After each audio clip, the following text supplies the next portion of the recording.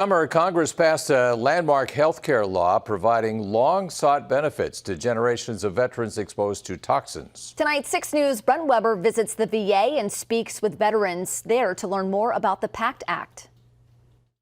The Pact Act finally, formally recognizes the often most unrecognizable dangers faced in combat.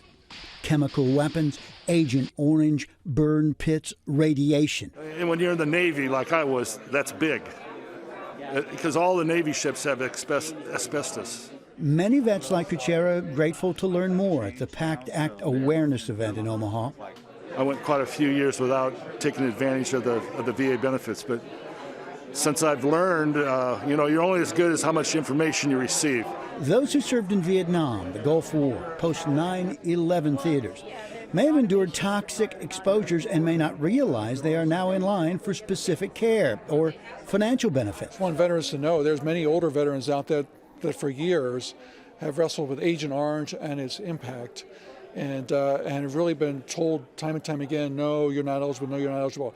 And I know they're probably tired of coming back to us, but I would say please come back one more time and talk to us, because the cancers, the heart disease, the high blood pressure, a variety of other conditions are now service-related. With some 65,000 veterans already receiving services here, some might be concerned that the Pact Act may just put too much pressure on the system, but they've been preparing for it. We did several things in advance of the benefit being signed into law in the medical care.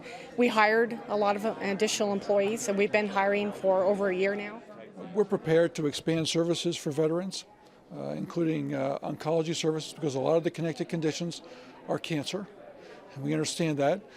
And to their credit, Congress several years ago implemented the Mission Act, and so if we find that we're overwhelmed and we can't care for veterans, we have a very robust medical community here in Omaha, Nebraska, and I'm confident we'll be able to get care for veterans through the community if that's what's best for them. To begin the process of determining eligibility, veterans or surviving spouses should register at va.gov. On your side in Omaha, Brent Weber, 6 News. And one other note for veterans tonight, the VA is hosting walk-in flu shot and COVID booster clinics at the Omaha, Lincoln, and Grand Island VA locations. Good news.